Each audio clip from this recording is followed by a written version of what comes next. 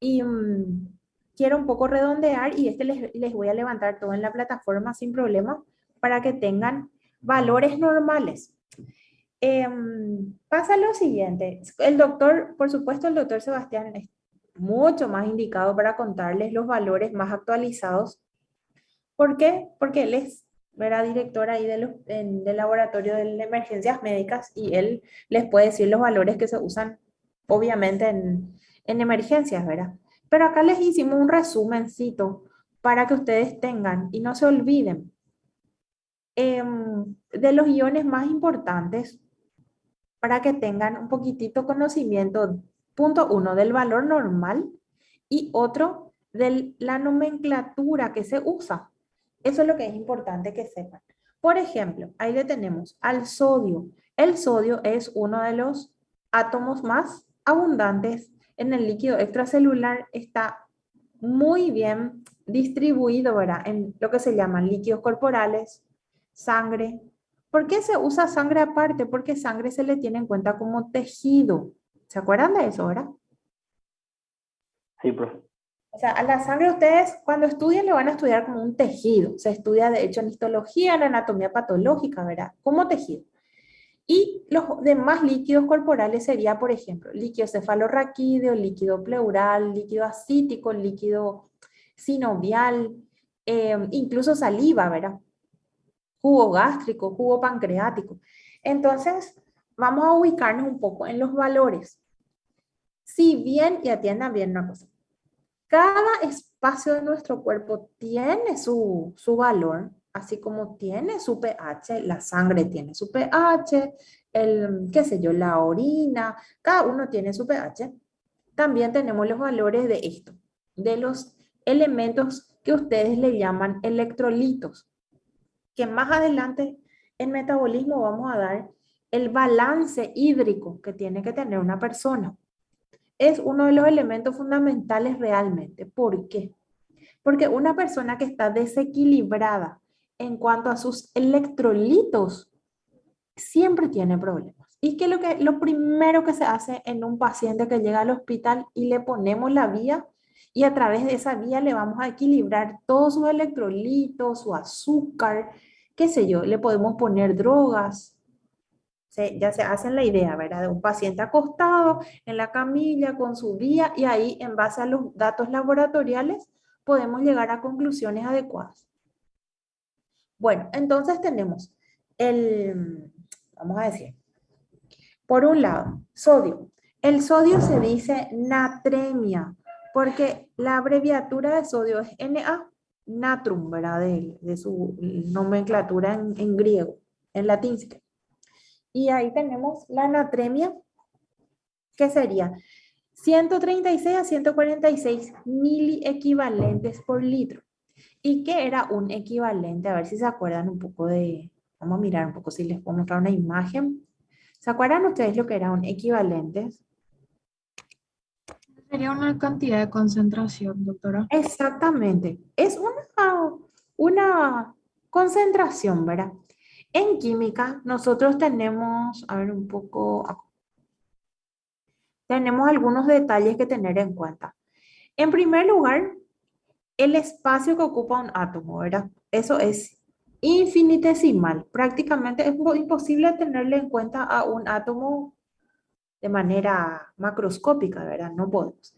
Entonces, vino el señor Avogadro y nos dio un número que nosotros utilizamos como un parámetro. Entonces, vamos a ver si tengo por acá el número de Avogadro. A ver. No, es para que ustedes se pongan a calcular, es para que entiendan nomás la unidad de medida, ¿verdad? Y es así. Por ejemplo, dice, vamos a suponer el ácido clorhídrico, ¿verdad? Que es un ácido súper común, es parte de nuestro aparato digestivo, ¿verdad? Está en el estómago, etcétera.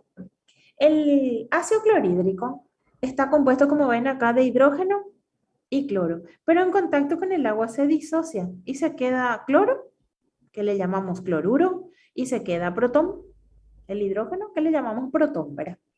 Si yo digo un mol, ustedes no sé si recuerdan de química, ¿verdad? Un mol. Un mol. ¿Qué es lo que es un mol? Un mol es una cantidad de materia química, una cantidad X. ¿Y cuánto hay en esa cantidad? Entonces lo que hizo Avogadro es decir que un mol de cualquier sustancia química es igual a 6,02. Famoso este número, ¿verdad? Por 10 a la 23, que en este caso sería átomos, ¿verdad? Átomos. ¿Y qué hace el, vamos a decir, el equivalente? ¿Por qué les quiero mencionar esto? Porque en, vamos a decir, en terapia intermedia, ¿verdad? Ustedes van a usar mucho esta unidad de medida, porque es la forma que tienen de calificar los átomos, o sea, sodio, potasio, cloro, que le llamamos electrolitos. Esto, por un lado está esto. Un mol es 6,02 por 10 a la 23 átomos. O sea, dentro, vamos a suponer que esta cajita es un mol. Y acá adentro de esto hay esta cantidad de átomos. ¿Se entiende eso, verdad? Sí, profe. Bueno, y un equivalente es igual al peso molecular que tiene esa, o peso atómico en este caso va a ser, ¿verdad? Porque es un átomo. El peso atómico, ay, el peso atómico, ay, se me escapó mi formulita. Qué difícil este con su cuestión acá. Acá está. Es, acá no se ve bien. Es gramo, ahí lo puso al revés. Es acá. Equivalente químico, ¿verdad? Yo lo que tengo que hacer es transformar. Bueno, lo primero que se hizo es establecer que un mol tiene esta cantidad de átomos, pero lo que sería el mol no refleja la cantidad que yo tengo en la sangre, por ejemplo, en un líquido corporal. Entonces lo que se hizo es calcular, bueno, ¿qué es lo que podemos hacer? Lo que vamos a hacer es equilibrar el mol, pero con su peso molecular. Y de ahí surge el equivalente. Entonces, yo relaciono el peso molecular. Ven que es un valor mucho más aceptable esto que este valor enorme. Es lo mismo que el pH, ¿verdad? Se busca encontrar, vamos a decir, una forma sencilla de trabajar. Es imposible estar diciendo cuántos átomos tiene este paciente. Tiene 1,8 por 10 a la 22. Nada que ver, ¿verdad? Entonces, la forma de explicar estos fenómenos es dándole al que va a utilizar, ya sea el médico, el bioquímico, la enfermera, etcétera, un valor que se pueda manejar. Es lo mismo que el pH. Dieron con el profe agua, ¿verdad? Sí, profe. Sí. Y ahí sacaron el concepto de pH. ¿Qué significaba pH? Potencial de hidrogeniones, profe. Exacto, el potencial. ¿Y qué es lo que significa eso? La cantidad de hidrógenos que puede actuar. O sea, si yo les digo a ustedes, esta orina tiene 5,5 de pH, entonces ustedes enseguida en su cerebro van a ubicar, 5,5 está por debajo de 7, 7 es neutro, quiere decir que 5,5 es ácido y quiere decir que esa persona tiene muchos protones en su orina. ¿Se entiende? Sí, profe.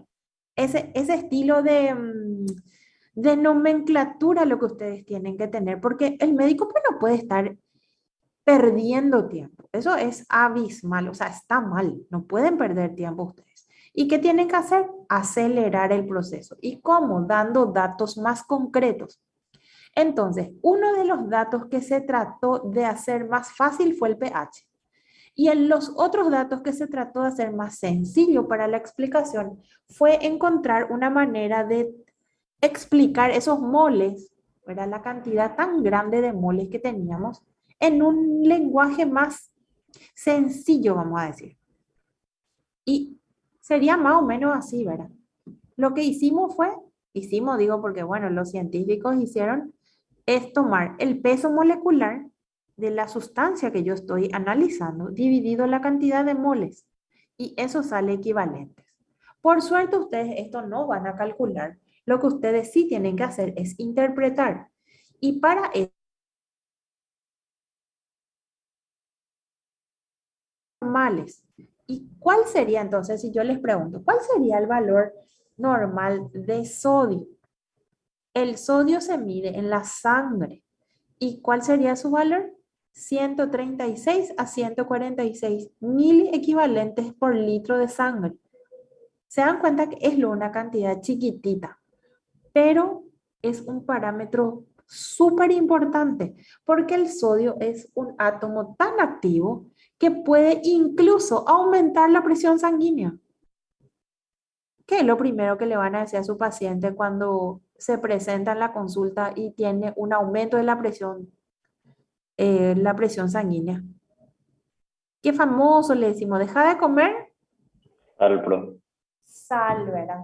Porque es tan activo este átomo, pero tan activo, que imagínense comer nomás un poco de exceso de sal, ya me levanta la presión. O sea, un desastre, ¿verdad? Entonces, por favor, doctores, recuerden esto. Se dice natremia y cuando tenemos por debajo del valor normal se dice hiponatremia y por encima hipernatremia. ¿Quiénes tienen por debajo? La verdad que muy poca gente, a no ser que tenga una pérdida hemorrágica o algún tipo de pérdida renal, etcétera, ¿verdad? Pero una persona que tiene todos sus órganos bien funcionando, es difícil que tenga por debajo del valor normal. ¿Por qué? Porque todas las comidas tienen sodio. Todas. No hay una que no tenga. Toditas tienen sodio. Entonces es medio ambiguo decir yo no como sodio. La verdad que no. Por ejemplo, a ver si me citan algún alimento que tenga luego de por sí mucho sodio, que se le agregue luego sodio. A propósito, se le agrega sodio para conservar el alimento.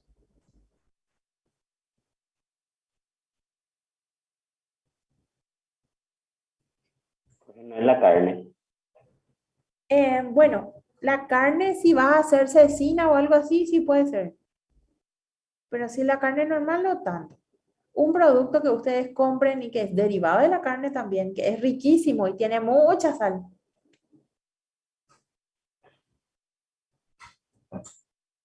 Los Embutidos, embutidos. profe. Exacto, los embutidos. Tan rico es y lleno de sal. Porque la sal y el azúcar son métodos de conservación de los alimentos. Entonces le ponemos exceso de sal para evitar que crezcan bacterias, que se desarrollen hongos, etc. Y bueno, y ahí tienen. Entonces vos le decías a tu paciente, no vayas a comer chorizo y llora y porque quiere comer chorizo, ¿verdad? Entonces esto es un tema. Y la presencia en la orina se llama natriuria. ¿Se entiende? Sí, profe. Ok. Conclusión. El sodio es, uno, el átomo más importante, libre, ¿verdad? Ay, disculpen, doctor, me están llamando a administración. ¿Me pueden esperar un ratito, por favor? Dale, profe. Gracias, Sí, gracias. Muy amable, gracias. Porque a veces hay gente que no entiende. Mi Dios, qué densidad. Estoy queriendo hacer después cuando puedan. Yo les quiero hacer algunas charlas a ustedes sobre la educación por competencia, que es la educación que tienen ustedes, que es lo que se usa, ¿verdad? Y la malla curricular de ustedes que está puesta por créditos. Entonces, para explicarles, yo creo que les expliqué el año anterior cuando ingresaron, pero igual lo más.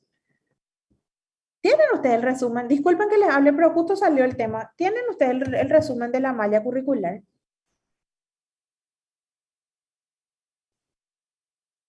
Yo no, profe. No. Entonces, otra cosa que tengo que subir. Cuando vengan, les voy a pasar impreso. ¿Quieren? Háganme un poco acordar el martes. Voy a hacer preparar el resumen de la malla. Dale, profe. Porque eso ustedes tienen que saber. eh, no sé cómo les explico, es fundamental. Yo lo que me doy cuenta que acá en Paraguay muchos chicos así jóvenes entran y no entienden nada de lo que están estudiando, en el sentido de que no saben de cómo se, qué materias llevan, cómo es el plan curricular. Dios mío, yo me acuerdo que me analicé todo el plan curricular de bioquímica cuando iba a ingresar a la facultad. Bueno, en mi época pues no existía algo mucha, era una sola la universidad, era la nacional, ¿verdad?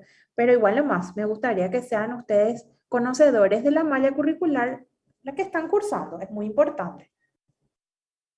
Estamos, así que háganme acordar, por favor, les voy a pasar todito el resumen por escrito, les voy a pasar porque, para que ustedes tengan impreso y vayan marcando ahí todos los requisitos, todo, todo, porque a veces se pasa, parece, ese detalle y por eso estamos así. Bueno, volviendo al tema, ¿verdad? Entonces, ¿alguna duda con respecto al sodio? No, profe. Ok, entonces téngale mucho respeto al sodio porque es el más argelito de todo, ¿verdad? Imagínense que hay agua sin sodio. ¿Conocen esas aguas que vienen? Dice, reducida en sodio o agua para el corazón, no sé qué, algo así para personas con trastornos cardíacos. Y dice, reducida en sodio. O sea, ¿hasta dónde llega la cantidad de sodio que podemos encontrar en los alimentos? Que el agua que voy a tomar le tengo que sacar sodio. Increíble. O sea, hasta eso. Y puede haber sodio en la orina, por supuesto que puede haber, solamente que no tiene que haber un exceso de sodio. Ese es el problema, los excesos. Bueno, potasio, el otro elemento bastante activo también, pero es más sectorizado. El potasio es más, ¿cómo decirles? Como más útil en el interior de las células. Y por eso es que tenemos muy poco en la sangre. Fíjense que es de 3,5 a 5 nomás. Y el sodio era 136. O sea, la diferencia es impresionante, ¿verdad? Y el potasio es súper útil en algunas células, como por ejemplo la célula muscular, la célula hepática, la célula renal. ¿Por qué? Porque cumple funciones de compensación. El potasio es parte de la fisiología en el movimiento de la bomba de sodio-potasio. Y la bomba de sodio-potasio, a ver, díganme un poco, ¿en qué tejido está lleno de bomba de sodio-potasio y que necesitamos para realizar nuestra vida normal, ¿verdad? Tejido muscular, bro. Muscular, y hay otro también que le hace la competencia al tejido muscular. Que todo el día tienen que entrar y salir electrones, entrar y salir electrones.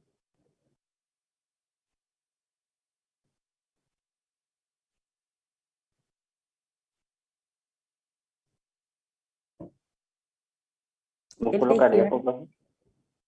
Sí, cardíaco, sí, ¿por qué no? Bueno, yo le incluí ya en muscular, ¿verdad? El cardíaco.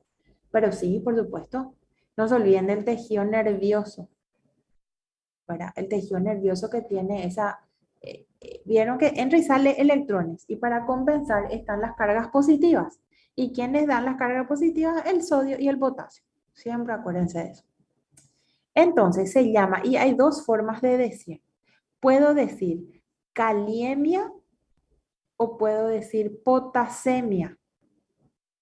Y de ahí sus nombres. El aumento de potasio en la sangre se dice hiperpotasemia o se puede decir también hipercalemia. Y al revés, ¿verdad? El descenso, que es muy raro tener un descenso muy así intenso, ¿verdad? Se llama hipopotasemia o hipocalemia. Y cuando pasa la orina exagerada cantidad de potasio se dice potasuria. ¿Se entiende? Sí, profe. Ok. Y esto que dice por litro es en sangre, no se olvide. El cloro es más, vamos a decir, más versátil, puede estar adentro y afuera de la célula, pero afuera tenemos un poquitito más. O sea, decimos en los líquidos y en la sangre. Y se dice cloremia. Y es entre 102 a 109 mil equivalentes por litro.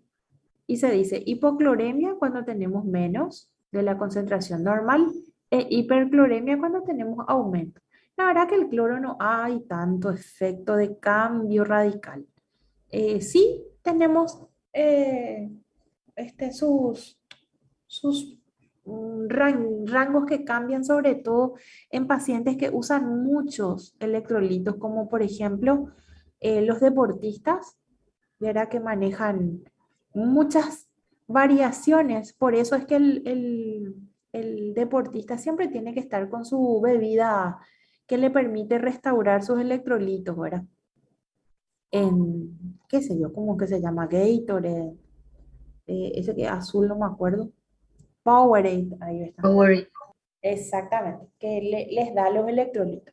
Después al otro que le tengo que cuidar mucho sus electrolitos, al que sufre de vómitos y diarreas muy profusas, porque pierden. Y eso van a ver en micro las enterobacterias y el cólera, que emiten toxinas y esas toxinas hacen que perdamos mucho cloro, sodio y potasio. Por eso es que hay que restituirle, que es lo más odioso que hay en el mundo, es tomar el suero oral. Guácala. Horrible el sabor, pero ¿qué vamos a hacer? Tenemos que tomar. Bueno, una cosa. Si ustedes, doctores, escriben la solicitud de análisis, electrolitos, yo en el laboratorio les tengo que enviar sodio, potasio y cloro. Eso es lo que incluye. No incluye calcio, magnesio, manganeso, cobre, hierro. No incluye. Eso se pide aparte. ¿Estamos? Dale, pues. Ok. Después el calcio, que es súper importante medir en las mujeres, porque nosotras perdemos mucho calcio y nos propiciamos el camino hacia la osteoporosis, ¿verdad? Que es la falta de calcio en los huesos y la debilidad de esa masa de tejido, ¿verdad? Entonces es muy bueno controlarle a la mujer, sobre todo ya durante el embarazo, porque el bebé toma mucho calcio de la sangre de la mamá para osificar sus huesos. De hecho, la mamá debería tomar un plus de calcio durante el embarazo. Las personas que están con tratamientos farmacológicos, hay muchos, vamos a decir, receptores en el riñón que a veces son excitados por fármacos y se pierde calcio. También en personas que están en la lactancia, que están amamantando, otra pérdida. Por eso es que las mujeres se debilitan mucho después del embarazo si es que no restituyen sus iones, ¿verdad? Y entre ellos cuidar mucho el calcio. Y como ven, no es muy, vamos a decir, este, difícil de adquirir calcio. El tema nomás es que, por ejemplo, hay dietas que lastimosamente restringen mucho el calcio. Por ejemplo, las dietas cetogénicas, ¿verdad?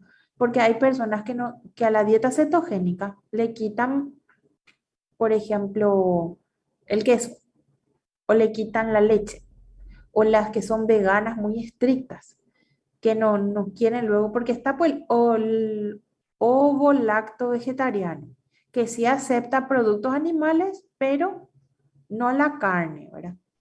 Y eso sí tiene calcio, pero está el que es muy estricto y la verdad que el calcio es un producto animal por excelencia, ¿verdad?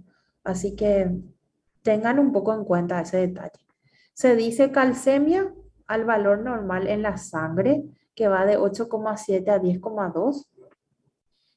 Se dice hipocalcemia, y acá es lo que hay que cuidar en las mujeres, la pérdida de calcio.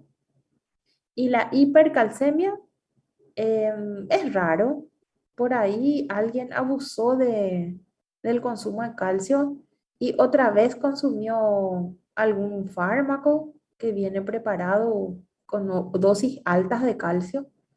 Las personas en edad geriátrica también consumen sus plus de calcio siempre por la debilidad ósea, ¿verdad? Y se llama calciuria a la presencia exagerada de calcio en la orina. Digo exagerada porque voy a mentir si digo que una orina no tiene calcio. puede haber un que otro átomo de calcio, pero la exageración lo que no tiene que haber, ¿verdad? El aumento exagerado. O puedo decir también la pérdida exagerada. Bueno, después tenemos el magnesio, un elemento súper importante en las personas que realizan mucho movimiento muscular. De hecho, hay luego un fármaco muy popular que se llama total magnesiano, ¿conocen? Que viene efervescente. Sí, profe. Y ese se le dice al famoso, al deportista, se le da la oportunidad de restituir, ¿verdad? Su desgaste haciendo el consumo del total magnesiano. Es súper rico. Un sobre ahí sin problema. Es chiquitita la cantidad, es 1,5 a 2,3 miligramos por decilitro. Esto fíjense que está en miligramos. Los electrolitos, ahí me fui a otro lado. Los electrolitos se miden en equivalentes por litro, miliequivalentes, y los demás se miden en miligramos. Se dice magnesemia, que quiere decir magnesio en sangre, hipomagnesemia e hipermagnesemia, ¿verdad? El magnesio puede también irse a la orina. No es nomás muy común controlar magnesio en la orina, porque controlar en la sangre ya es suficiente, ¿verdad? Pero por ahí si quieren controlar, se llama magnesuria, ¿verdad? Pero les digo, casi no se controla eso. Después está el fosfato, que es súper importante en personas con algunos trastornos óseos. Se le controla fosfato. Se llama fosfatemia la presencia de fosfato en la sangre y es de 2,5 a 4,3. Y se dice hipofosfatemia e hiperfosfatemia, tanto la disminución como el aumento de la concentración. Entonces el fosfato, yo no le voy a controlar a cualquiera. Tiene que ser así un caso especial para controlarle fosfato. Hierro sí.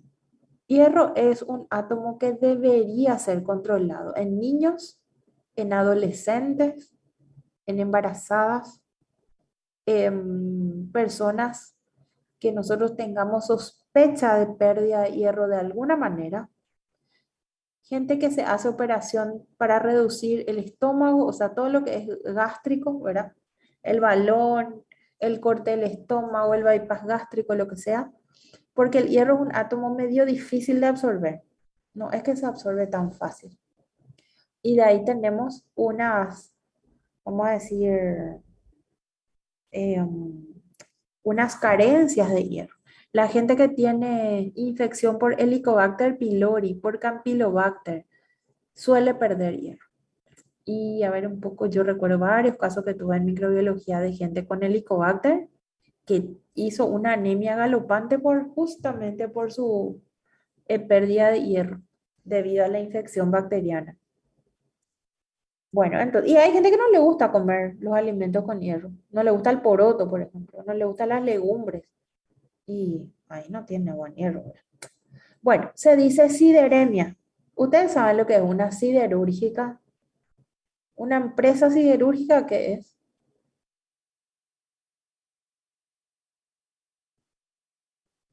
¿Qué sería, profe? No sé, la verdad. Siderurgia se le dice a las herrerías, a las empresas que trabajan con hierro. Met- Porque met- sí, Metalúrgica. metalúrgica, ¿verdad? Pero siderúrgica también se dice, ¿verdad? Y de ahí viene su nombre, sideremia. Y sidero significa hierro, pero el original es ferrum, que es hierro, ¿verdad? Y el símbolo del hierro es el símbolo masculino. En, no sé si se acuerdan, el símbolo masculino, este. Ese es el símbolo del hierro.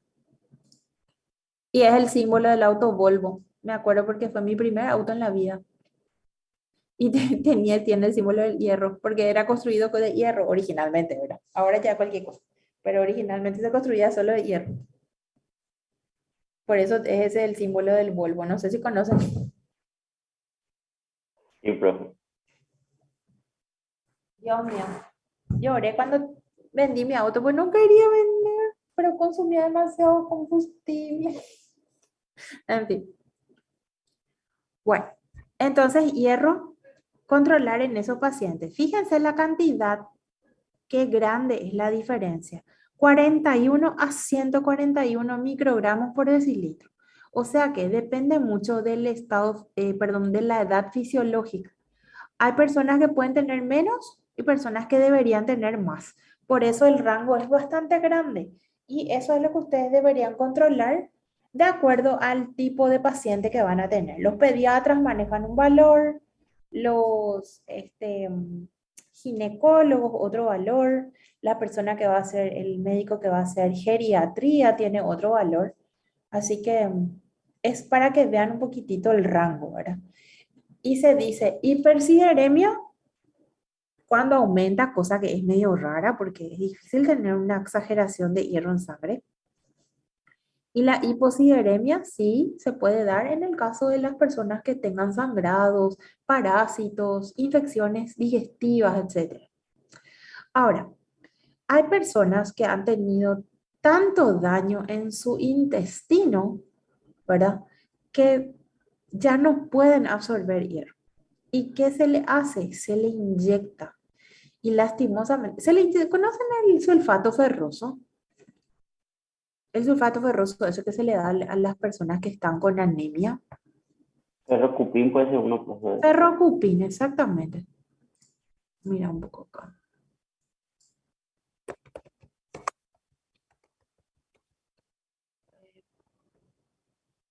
Comprimidos. Así viene, ¿verdad? En comprimidos.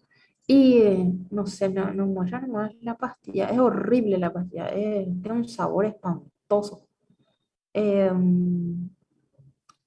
Oscura venía antes. No sé si se acuerdan. Medio gris parecía. No sé, ahora parece que viene diferente. Pero el comuncito venía de color medio gris. Y esa pastilla se tritura, ¿verdad? Y se disuelve en solución fisiológica y se le inyecta al paciente en las venas y le arde. Impresionante. Yo recuerdo una colega mía, justamente acá en el hospital, cuando yo estaba en el hospital militar, era una doctora que tuvo por muchos años infección por Helicobacter pylori y perdió la capacidad de absorber hierro. Mal estaba de su anemia, mal, mal, Dios mío, era un mal estaba. Y a ver, un poco inyectable. Inyectable.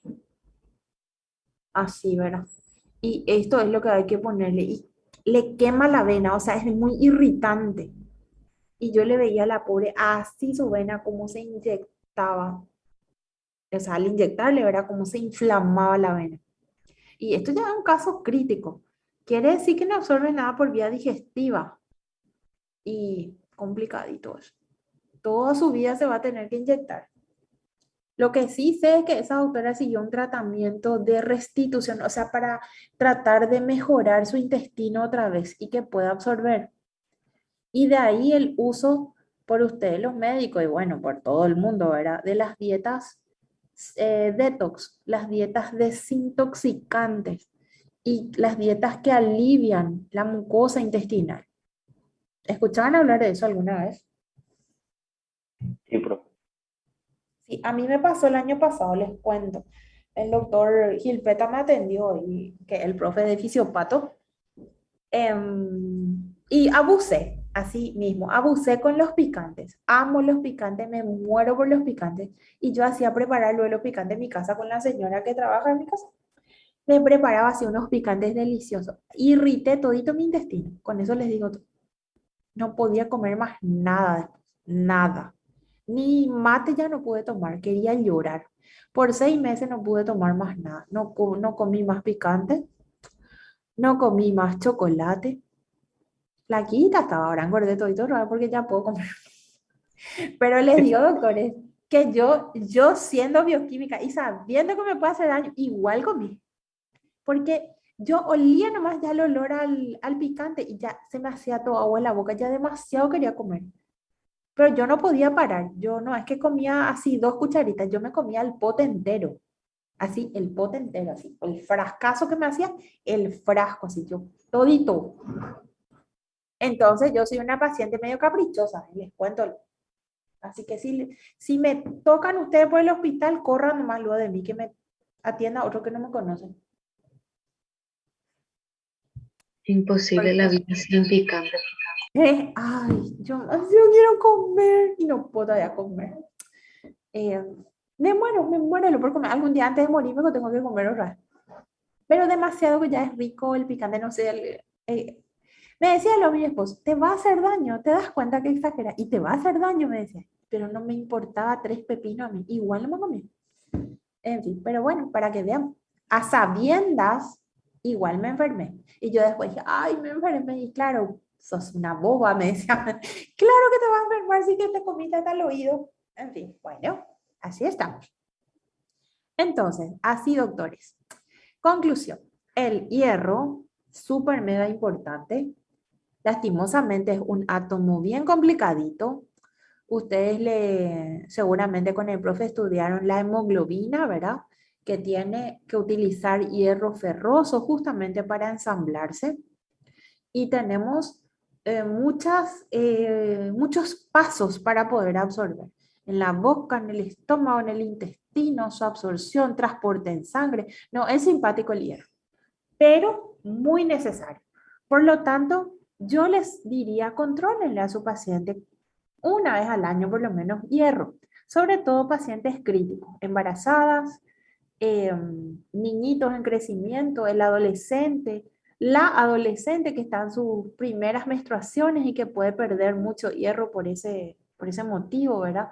O mujeres que tienen un sangrado muy profuso en su menstruación, pierden hierro, eso categórico. Así que el darle un multivitamínico cada tanto viene muy bien para restituir el hierro. Y otro detalle del hierro que tienen que recordar es, cuando ustedes tienen pérdida de cabello, uñas quebradizas, una piel un poco reseca, así no tan limpia y brillante como debería ser. Limpia digo en el sentido de manchas y cosas así. Lo primero que tienen que hacer es medirle hierro en sangre a su paciente. Si el hierro es normal, bueno, fantástico. Ahora, si el hierro está muy por debajo, o sea, está por debajo, tengo hiposidemia, entonces primero restituyanle el hierro al paciente y después le van a dar un plus de oligoelementos que tienen que tener zinc, manganeso, molibdeno y cobalto. Cobre, perdón, en vez de cobalto es cobre. Y eso le va a hacer crecer súper bien su cabello. Después del embarazo, sobre todo, que uno pierde el pelo.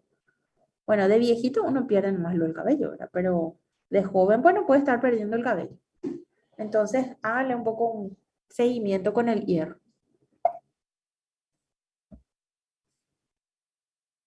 El cobre, muy raro. O sea, por lo general no le controlamos, pero sí tiene valores, ¿verdad? 70 a 140 microgramos por decilitro. Se dice hipercupremia e hipocupremia, ¿verdad? Tanto el aumento como el descenso de cobre. El cobre es un oligoelemento muy necesario para las enzimas que se llaman metaloenzimas, que le usan al cobre como cofactor. Em, Tenemos proteínas transportadoras en la sangre, también exclusivas para el cobre. Y bueno, es más que nada su actividad como cofactor enzimático, más que otra cosa. El zinc también la misma cosa, tiene su utilidad como cofactor enzimático y no se dice zinquemia ni nada, zinc nomás, zinc en sangre y va de 75 a 120 microgramos por decilitro. Bueno, eso es todo. De esto, ¿qué tienen que saber, doctores? Van a saberme los valores de los electrolitos. Estamos. ¿Cuáles eran los electrolitos? Sodio, potasio y cloro. El resto no hay problema. Esos son valores ya que con el tiempo van a ir aprendiendo y sabiendo. Pero ahora necesito que sepan bien los valores de sodio, cloro y potasio. ¿Ok? Dale, profe. Ok.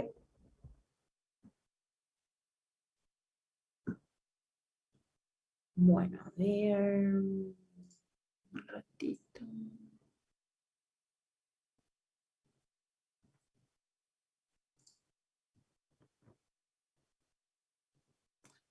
¿De dónde metí el que quería mostrar. Ah, ya. Esperen, que me metí acá.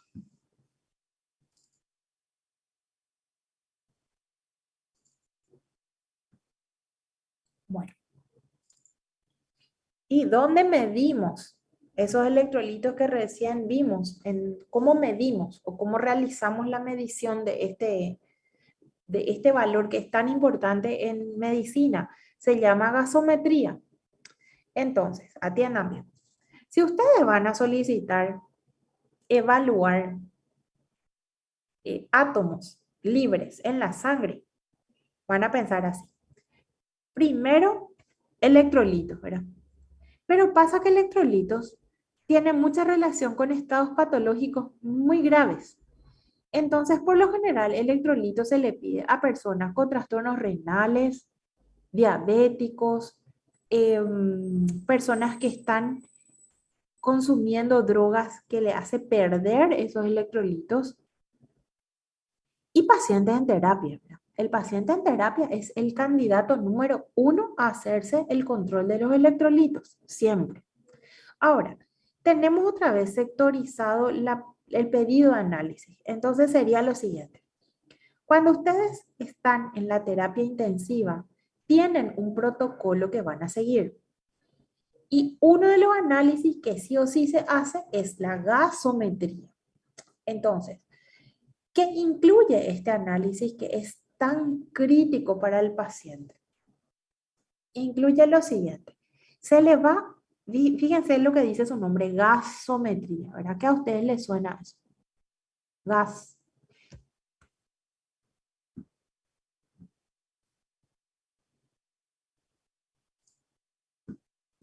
¿Qué les suena a ustedes? A ver un poco.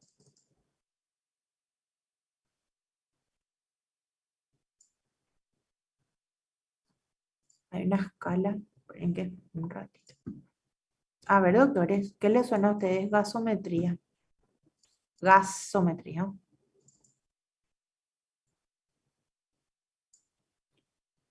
Profe, no es un símbolo. Un tipo de medida de los Un gases tipo. que componen el organismo, profe. Muy bien, un tipo de medida, de medición, ¿verdad? Pero es de gases y otros elementos. Ahora vamos a ver. Este les voy a pasar para que recuerden un poquito. Necesito que recuerden la escala de pHs para poder entender la gasometría, ¿verdad? Entonces sería así. Esta es una escala aproximada, ¿verdad? Sabemos muy bien que el agua es el cero, o sea, el neutro perfecto, ¿verdad? 7,00. Y tenemos por encima y por debajo diversos elementos importantes. Por debajo, el que podemos decir que nos pertenece es acá, es donde dice 1, es el ácido del estómago. Ahí tenemos ácido clorhídrico bien intenso. Si alguna vez vomitaron, se van a dar cuenta que les quema todo la tráquea y la garganta porque ácido es lo que sube ahí, ¿verdad? Y por encima, en la escala tenemos, por ejemplo, ahí vemos una botellita, sangre, tenemos allá en el estómago una pastillita, era las tabletas de bicarbonato famoso que tomamos cuando sentimos acidez exagerada. Algunos fármacos que se le da al paciente, por ejemplo, leche de magnesia, conocen, que es para ir de cuerpo. Es un bien alcalino y te hace ir de cuerpo que da miedo, ¿verdad? Eso sería más o menos lo que usamos. Y este les voy a pasar para que tengan un resumen. No se olviden, el agua se disocia, ustedes saben muy bien. Tenemos una escala que se hizo utilizando los parámetros de un mol de agua. Se sacó un valor, ¿verdad? Utilizando ciertos cálculos de derivadas, etcétera. Y se llegó a una conclusión de que se iba a utilizar la escala de pH porque era fácil de entender. Como les digo, es muy difícil. Imagínense que ustedes le preguntan a la enfermera, ¿me puede decir qué valor tiene el pH de la sangre de este paciente? Y te dice 2,05 por 10 a la menos 4. Larguísimo, ¿verdad? Muy incómodo trabajar así. Por eso es que se puso la escala de pH. Se puede usar también pOH, está bien, pero Internacionalmente vamos a usar pH. Nadie te va a decir pOH, por ejemplo, ¿verdad? Entonces, tenemos lo siguiente. Mira, un poquitito acá. Ven ahí que dice neutro, 7. Solamente 7 es neutro, no hay otro. Y ácido es todo lo que está por debajo de 7. Eso incluye hasta el 6,999, es ácido. Y el básico es 7,001, ya es básico. No sé si me explico, doctores. El neutro es 7,00, terminó ahí. ¿Ok? Ok, profe. No se olviden que en medicina se usan por lo general sangre, 2 decimales. Orina, líquido cefalorraquídeo, líquido acítico, se puede usar un decimal, pero sí o sí va con decimal. O sea, hay demasiada diferencia entre 7 y 8, por ejemplo, entre 8 y 9. Es muchísimo para el cuerpo humano. Entonces, los médicos manejan con decimales los valores. ¿Verdad? Las escalas que se equilibran, pero la verdad que pH no nos interesa, nos interesa pH. El intervalo, no se olviden, porque obviamente uno le puede preguntar, probablemente el profesor en su examen 2 le va a preguntar pH de tal cosa, etcétera, ¿verdad? La escala también, esta es la misma que teníamos anteriormente. Acá realmente de esto está el ácido del estómago, como ven ahí, 1, el agua que es 7,0 y la sangre que es, ahora vamos a ver, 7,45 a 7,35 a 45.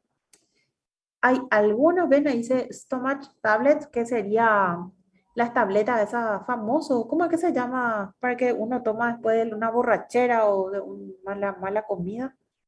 Eh, Jerome, profe. me acuerdo uno más simpático, Jerome, no sé qué se llama, ¿verdad? ¿Y cuál es el otro doctor que dijiste? Y ese profe el Jerome. Ah, Jerome, ese vos dijiste. Y hay uno que es famoso, Alka-Seltzer. Ahí está. Famoso en las propagandas, Alka-Seltzer, ¿verdad? ¿Y qué es lo que son esos? Bicarbonato. Claro que el Jerome parece que tiene aspirina o algo así, ¿verdad? Pero son tabletas que tienen bicarbonato para tratar de paliar el ácido del estómago. ¿Por qué? Porque después de consumir alcohol, sobre todo alcohol, el alcohol desgasta la mucosa intestinal y ese ácido que produce la pared intestinal, esas células que forman el estómago, te quema. Entonces vos sentís una acidez terrible. Y para paliar esa acidez le tomás bicarbonato. ¿Se entiende? Sí, profe. Sí, profe. Ok. Entonces, bueno, acá es la misma cosa, ¿verdad? Una solución ácida es cuando tengo más cantidad de protones. Una solución básica es cuando tengo más cantidad de OHs. Y una solución neutra está al equilibrio. Por eso lo que es tan perfecto tiene que ser. Así, perfectísimo tiene que ser todo. Bueno, esto para que recuerden un poquito la escala. Este es lo que a lo mejor, así puede a gusto estudiar, no tiene todo colores, ¿verdad? No sé si a mí no me gusta, pero yo le pintarrajeaba todo luego. Bueno, ¿y cómo ustedes van a obtener los datos laboratoriales de estos puntos súper importantes? Entonces, punto 1. ¿Quién es el candidato entre pacientes, ¿verdad? Candidato a hacerse este análisis, el que entra a la terapia. ¿Por qué? Porque cuando un paciente entra a la terapia es porque sus parámetros fisiológicos están desequilibrados, pero están desequilibrados de una manera tan intensa que quizás estén inconscientes. Por lo general, el que está en terapia está inconsciente. Suele tener hipotensión y son estados en los cuales el médico debe regular lo que le da. Por eso es que cada paciente de terapia intensiva recibe un tratamiento único. Si bien uno sigue un protocolo de trabajo, voy a hacer esto, voy a hacer esto, voy a hacer esto, pero las dosis que ustedes le dan a los pacientes son calculadas. ¿Se entienden eso, verdad? Sí, ¿Alguna profe. vez participaron de algo así parecido?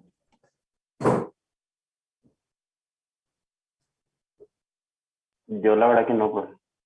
Pero ¿De qué? ¿escucharon hablar alguna vez de ese estilo así de que, bueno, a tal paciente le vamos a poner tantos miligramos, a tal paciente le vamos a poner tantos miligramos? No, es como un paciente ambulatorio y incluso tampoco como un paciente internado, que vos le das una pastilla, le das una ampolla ya preestablecida la concentración. En un paciente de terapia vos necesitas datos para que sobre esos datos vos tomes la decisión de qué es lo que le vas a dar. Y ese dato fundamental te da la gasometría. Y ahí tienen como un resumencito de lo que sería interpretar la gasometría, ¿verdad? La gasometría tiene unos parámetros demasiado críticos, que son los parámetros respiratorios, que son la cantidad de oxígeno que circula por esa persona. De hecho, ese dato, la mayoría nos da, no sé si ustedes se fueron a los hospitales, sobre todo en los hospitales privados, por lo general vos llegás, y les digo, ya antes de la pandemia ya hacían eso. Te vas y te toman la presión, te pesan y te miden la cantidad de oxígeno, que es con el oxímetro en el dedo. ¿Suelen ver eso? Sí, profe.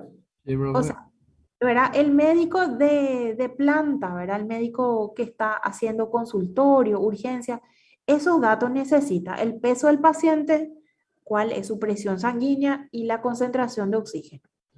Y eso estamos hablando de un paciente ambulatorio. Imagínense un paciente de terapia. Por eso es que ustedes tienen unos parámetros muy especiales que van a medir, ¿verdad?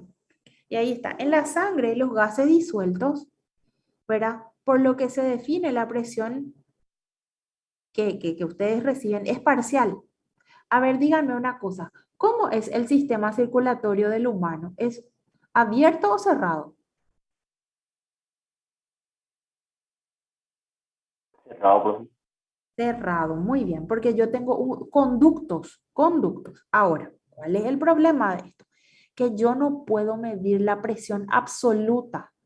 O sea, cualquiera de nosotros tiene una pequeña presión de oxígeno en la sangre, tiene en su corazón, tiene en su riñón, en su hígado, en sus músculos, en la célula neuronal. O sea, cada constituyente de mi cuerpo tiene su propia presión de oxígeno. Por eso es que el valor que se le da en gasometría dice presión parcial. A, a ver, acá. Fíjense que dice ahí. PCO2, PO. Yo les doy la presión de oxígeno y les doy la presión de anhídrido carbónico, pero lo que quiero que entiendan es que no es la presión absoluta que tiene el cuerpo de esa persona, porque yo lo que mido es esa presión en la sangre, no en el cuerpo entero. ¿Se entiende?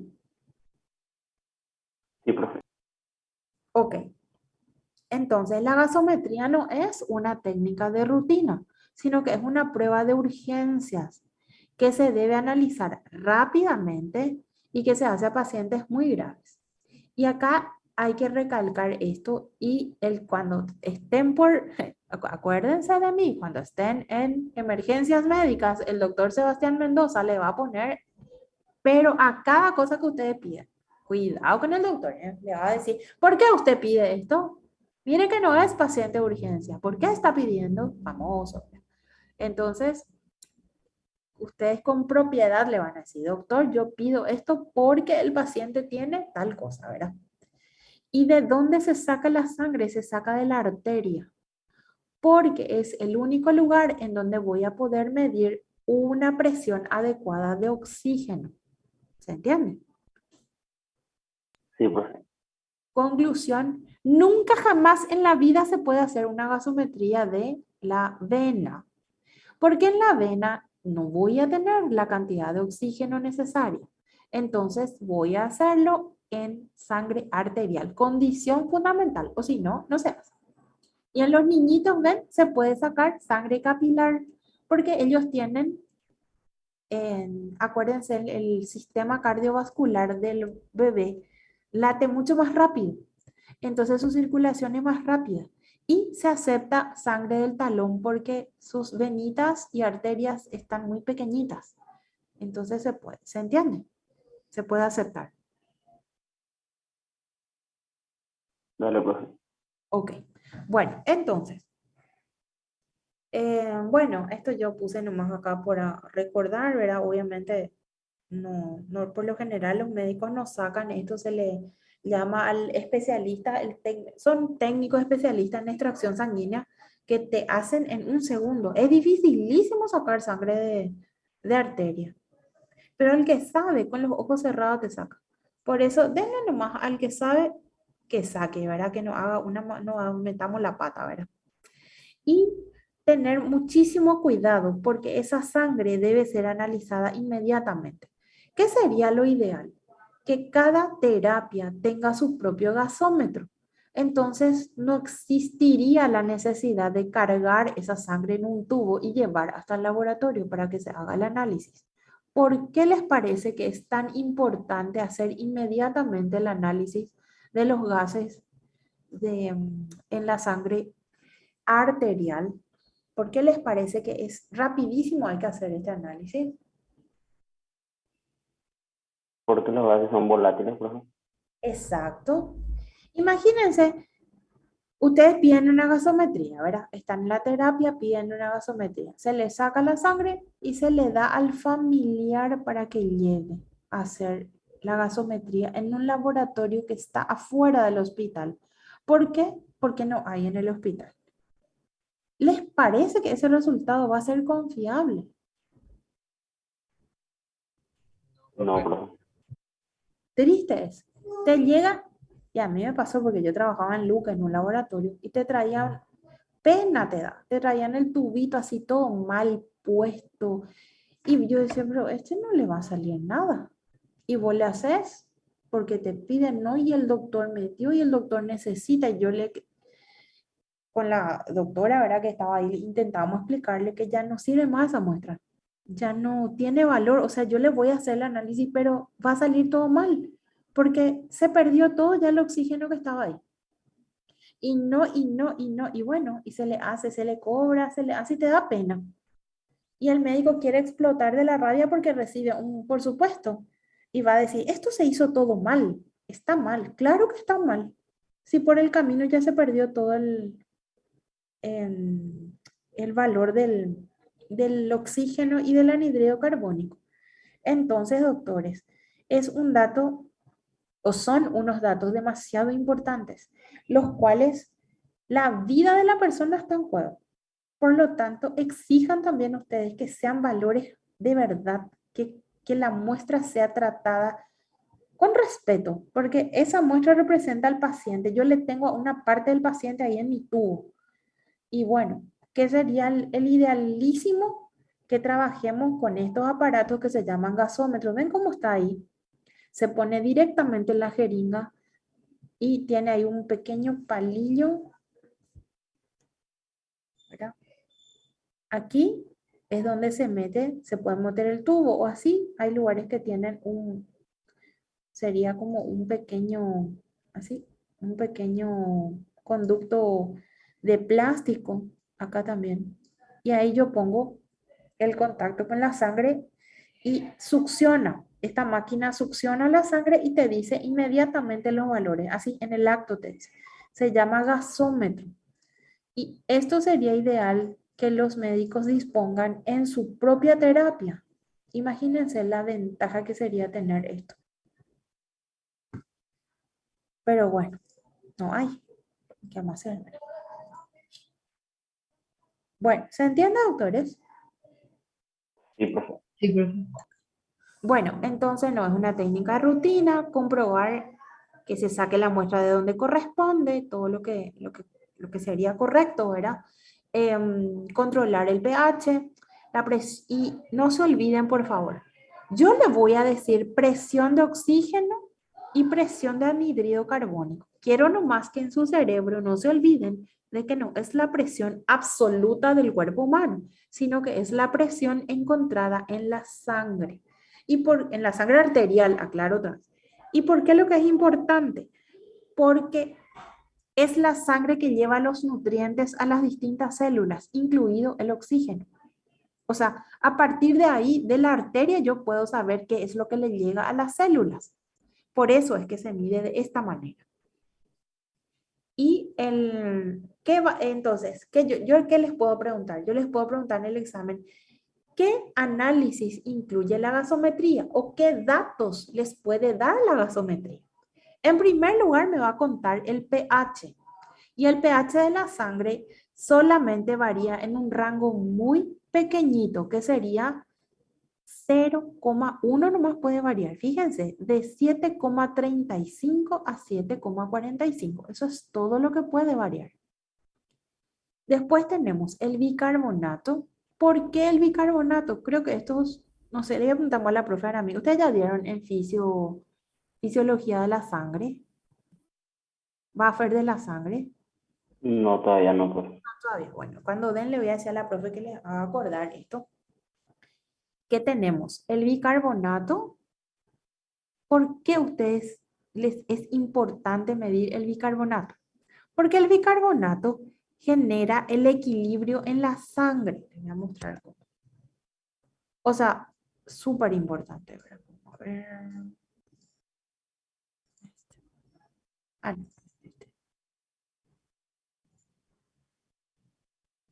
Vamos a hablar un chiquitito de este para que tengan una idea de por qué se pide, ¿verdad? Ahí tienen los niveles, ¿verdad? La persona que está en un estado normal, su parámetro laboratorial debe ser de 7,35 a 7,45. Eso es lo normal. Cuando desciende el valor del pH de la sangre, se dice que el paciente está en acidosis y que por debajo de 7 puede llegar a la muerte, puede morir esa persona. Por encima de 7,45 se denomina alcalosis y por encima de 7,8 es muerte. Directo, no puede funcionar el corazón. Paro cardiorrespiratorio, muere la persona. O sea, se dan cuenta lo pequeñísimo que puede variar el pH de la sangre. Es un toquecito nada más, apenas puede variar. Muy poco. Y el promedio, ¿verdad? A ver un poco, creo que yo les puse acá. Esto que yo escribí acá, yo saqué de Guyton, les cuento. Si quieren les paso, no tengo problema. Es un resumencito de Guyton. Esto, por favor, sepan citar. Les voy a pasar para que tengan total. Lo que sobran no molesta en este caso, ¿verdad? Para que manejen quiénes son los buffers de la sangre. En primer lugar, ¿qué es un buffer? A ver, ¿me pueden decir? ¿Recuerdan ustedes de química o de biología? Un sistema de regulación, profe. Puede ser una retroalimentación. Exactamente, sería una sustancia química que permite regular el pH. Ahora, ¿por qué lo que es tan importante? Por este motivo. Lastimosamente, nuestras células que están en contacto con la sangre no puede variar el pH. La cantidad disponible de protones, así como ustedes me definieron hace un rato, que es el pH, ¿verdad? Que es el potencial de hidrógeno, no puede variar. Tiene que ser así, perfecto en ese rango. Una persona que varía un chiquitito, ya, desastre. Desastre su situación y es candidato a terapia. Y como yo, vamos a suponer, yo que me gustan los picantes que tienen ácidos, después una persona que le gusta, por ejemplo, el jugo de pomelo, el jugo de limón, que toma aspirina, qué sé yo. ¿Qué puede ser El otro alcohol caso? también, profe. ¿Cómo? El alcohol. No tanto. Productos del alcohol sí, pero el alcohol como tal no. O si no te cuento que todos nuestros borrachitos se morían ya. No, no. El alcohol como alcohol no. Ahora, el aldehído que se forma así, después del metabolismo. Ahora. Por suerte, ahora que me hiciste acordar, por suerte, imagínate que todos los borrachos de este país se murieran por acidosis. Estaríamos sin población, ¿eh? Sí, profe. Porque aquí hay mucho consumo que hay de alcohol en este país. Bueno, vamos a hablar entonces. Bueno, esto es para que entiendan qué es lo que pasa con la gasometría, ¿verdad? Entonces, ¿qué es lo que es Un buffer de la sangre es una sustancia química que es capaz de ceder o captar protones para equilibrar el pH. ¿Y quiénes participan en eso? Participa el sistema bicarbonato ácido carbónico, que les voy a mostrar cómo es, la hemoglobina, las proteínas plasmáticas y los órganos compensadores que son el pulmón y el riñón. Si a mí me sobra agua, se va a ir por el riñón. Si a mí me sobra anhídrido carbónico, se va a ir por el pulmón. Por eso es que se le menciona al pulmón y al riñón como parte del esquema del equilibrio. Y este es el sistema bicarbonato ácido carbónico, ¿ven? Esto está en la sangre. Todo el tiempo esto está en la sangre. ¿Qué dice? Ahí está. Ahí. Yo tengo anhídrido carbónico, sí. Tengo agua, sí, en la sangre. Ustedes saben que el anhídrido más agua da ácido. Este se llama ácido carbónico. Y el ácido carbónico enseguida se disocia en bicarbonato y protón. Y entonces lo que mide la gasometría es el bicarbonato. Esto yo tengo en la sangre. Así mismo como está acá, esto yo tengo en la sangre. Está circulando, se da vueltas. Entonces, atiendan bien. ¿Qué pasa si una persona consume exceso de protones ácidos, por ejemplo? Se hace la simpática y te toma 1000 miligramos de golpe de aspirina, por ejemplo. Porque le duele mucho la cabeza, le duele mucho la rodilla y cree que una pastilla no le va a hacer efecto, entonces toma 2 pastillas. Por supuesto, el ácido acetil salicílico de la aspirina entró en tu sangre y aumentó la cantidad de protones. Entonces, a ver un poco, doctores, ¿qué les parece con quién? Si esto está en la sangre, ¿verdad? Esto está en la sangre. ¿Con quién les parece que se va a encontrar este protón que yo estoy? ¿Con quién se va a encontrar? ¿Con quién se va a ver atraído? Si esta es carga positiva, ¿con quién de estos se va a ver atraído? Con el oxígeno, profe. ¿Qué valpa es tu oxígeno acá que tiene carga? Decime un poco.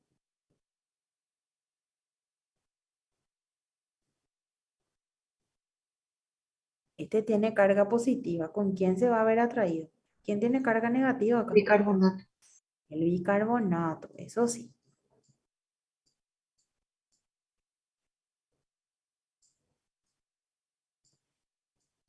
¿Qué me va a dar protón más bicarbonato?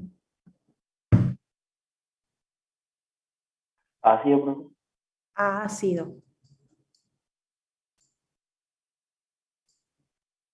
¿Y cómo se disocia este ácido?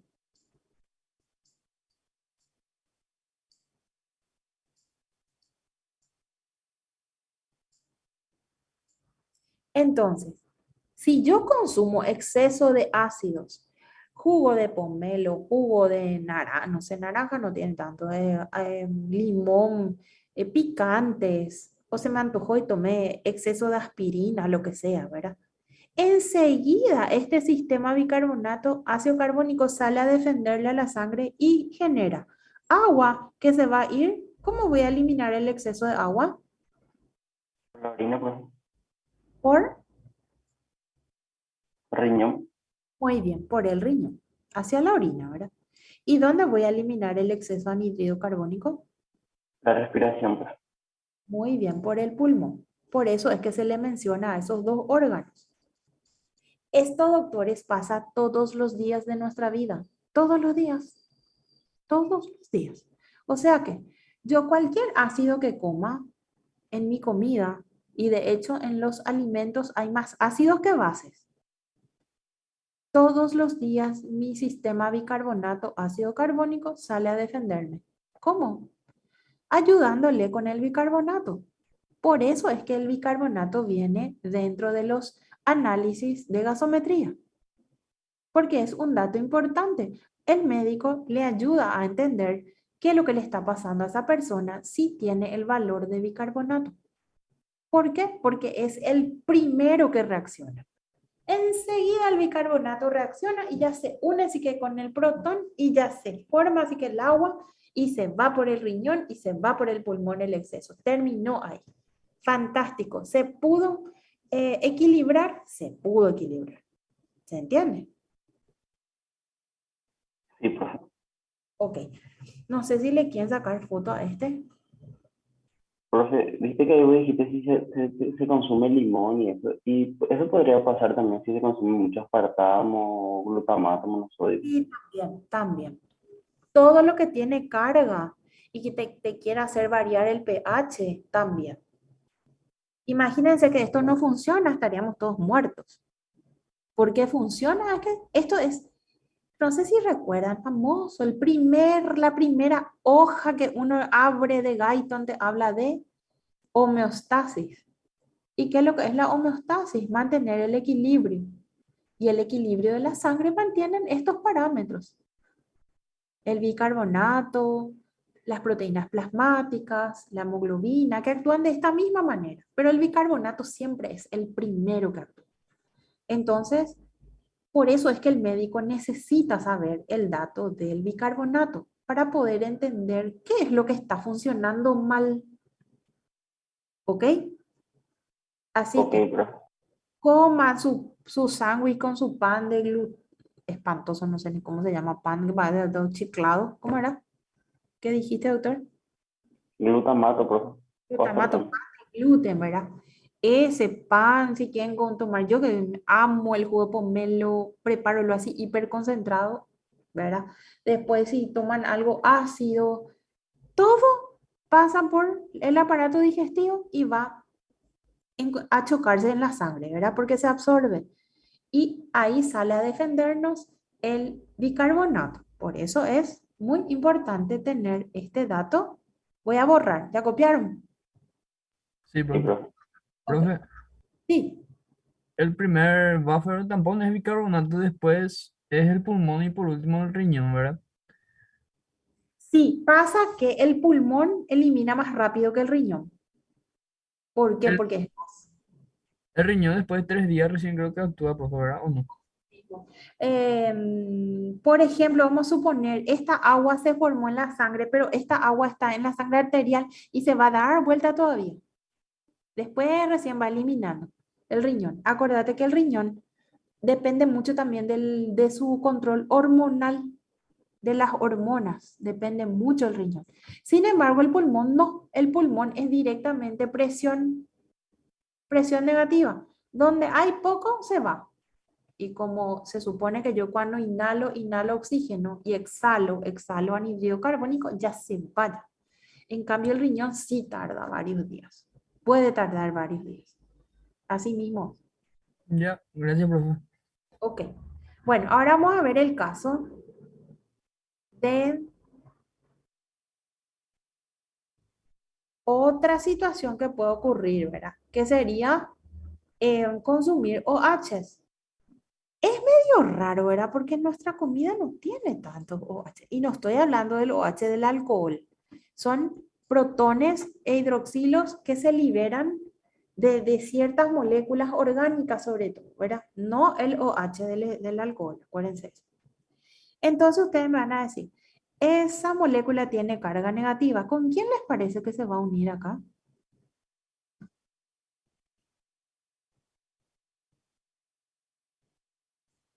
Con el protón. Con el protón, muy bien. Entonces se va a formar esto. H más OH, agua. ¿Y por dónde se elimina el exceso de agua? Riñón. Riñón. Por el riñón. Muy bien. Es rapidísimo. Protón que yo tengo por ahí se une al OH, pum, se va a formar agua, chau, hacia el riñón. Ya compensé el desequilibrio del pH. O sea que ahí le pueden sacar sáquenle foto a este, que sería la solución, perdón, la situación en presencia de OHs. Entonces, todos los días de nuestra vida, cada uno de nosotros compensamos los cambios de pH todos los días. Y nosotros ni nos damos cuenta. ¿Acaso tenemos alguna alteración? ¿Me duele la sangre? ¿Me duele? No. Todos los días compensamos los cambios de pH. ¿Gracias a quién? A los denominados buffers de la sangre. ¿Estamos? Buffer de la sangre. Eso es lo que hacemos. Esto que yo les acabo de explicar está todo acá. Está en Guyton también, porque esto yo saqué de Guyton, que es el libro de lo que ustedes usan. Todito está. Por ejemplo, si añadimos un ácido, si añadimos una base, todito, tal cual. ¿Me pueden esperar un ratitín, doctores? Acá me llaman un ratito.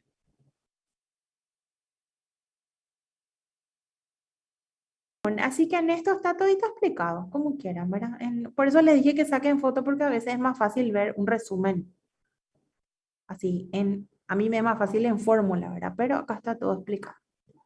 Profe, pero de igual manera todo esto va a estar en la plataforma. Sí, le subo todito. Gracias, profe. Cualquier cosa me envían un mensaje, porque la edad no viene sola y de repente me olvido. Pero háganme acordar, no tengo todo acá, sin problema les voy a subir todo. Yo nomás no me quiero meter en el ámbito de fisiología, ¿verdad? Pero como la profe, las dos profes, sin problema les puedo explicar que yo di un poquitito en bioquímica sin problema. Por eso es que fisiología y bioquímica se tienen que dar a la par. ¿Se dan cuenta cómo es importante? Uno da una cosa y en la otra materia se toca desde otro aspecto y uno así va entendiendo. Porque el año que viene ya es patología. Y patología esto ya no les va a explicar. Ya se supone que tienen que saber, ¿verdad? Ok. Entonces, acá les puse otros nombres que se suelen usar. Se dice acidemia y alcalemia también. Hay algunos textos, sobre todo algunos traducidos del inglés, que te dicen acidemia y alcalemia, ¿verdad? Pero en Paraguay no se usa esta terminología, se usa acidosis y alcalosis. ¿Estamos? Les menciono porque por ahí leen el que se usa acá en Paraguay, acidosis y alcalosis.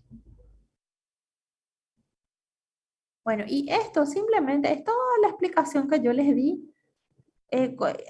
Se le considera también a la hemoglobina porque es una molécula muy grande, ¿verdad? Y puede ayudar con los protones. Se le considera también a las proteínas plasmáticas porque como son bastante grandes y tienen carga, pueden ayudar con los protones, con los OHs. O sea que sabemos que el sistema bicarbonato ácido carbónico es el primero, este es el primerito que actúa, pero siempre hay que mencionarle a las proteínas plasmáticas y también a la hemoglobina, porque es cierto, ellos ayudan también.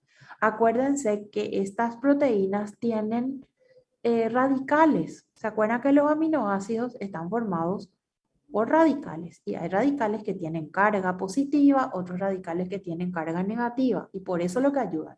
¿Se entiende? Sí, profe. Sí, profe. Bueno, y el desequilibrio es la parte crítica, ¿verdad? El desequilibrio sería cuando ya no puedo lograr, o sea, usé todito estos recursos. Le usé, a ver un poco, al bicarbonato, ya le usé todito al bicarbonato. Después la hemoglobina trata de ayudar, después trata de ayudar las proteínas plasmáticas y le superamos. O sea, tanto es el desequilibrio que ninguno de mis buffers pueden ayudar. O sea, le superé a ellos. Y ahí viene lo que es el desequilibrio. El desequilibrio sería cuando superamos nuestros límites normales. Y ahí tenemos que o baja el pH o sube el pH. ¿Qué pasó ahí, verdad? Son situaciones críticas. Cuando baja demasiado, lo que es muy grave, porque en serio puede morir el paciente. Y cuando sube demasiado también. Ahora, entre alcalosis y acidosis hay más casos de acidosis. Esa es la verdad. Bueno, y acá les voy a mostrar cómo es el panorama que ustedes tienen que tener. Está la acidosis metabólica y la acidosis respiratoria, que son dos condiciones que baja el pH, pero son diferentes. Ven como acá baja el bicarbonato y acá aumenta el PCO2. Y la alcalosis Sube el pH, pero el bicarbonato aumenta y baja el CO2 de acuerdo a la situación. Entonces, vamos a hacer lo siguiente. Yo les paso esto y lean un poquitito para poder entender esto. Yo les voy a hacer unos cuantos ejercicios para que puedan ser capaces de entender esto, los valores que se le da en la gasometría, que está relacionado con los electrolitos de la sangre, que son estos, ¿verdad? Ahí tienen la presión de anhídrido carbónico, de oxígeno. Ah, y otra cosa, la gasometría también les da el valor de la hemoglobina. ¿Por qué? Porque imagínense un paciente anémico. El anémico que tiene una baja cantidad de hemoglobina, pobrecito, no puede transportar oxígeno, ¿verdad? Tiene un desequilibrio. Y bueno, y por eso es un dato importante. Y sodio, potasio y cloro, ¿cómo se llama el análisis? Electrolitos. Muy bien, electrolitos, así mismo, se llama electrolitos.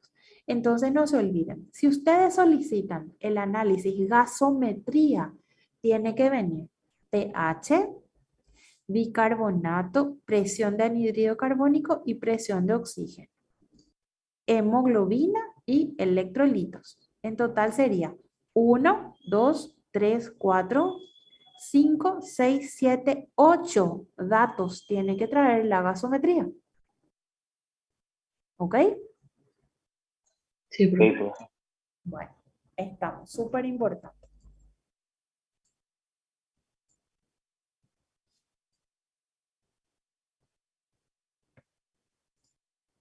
Bueno, voy a llamarle a lista un ratito.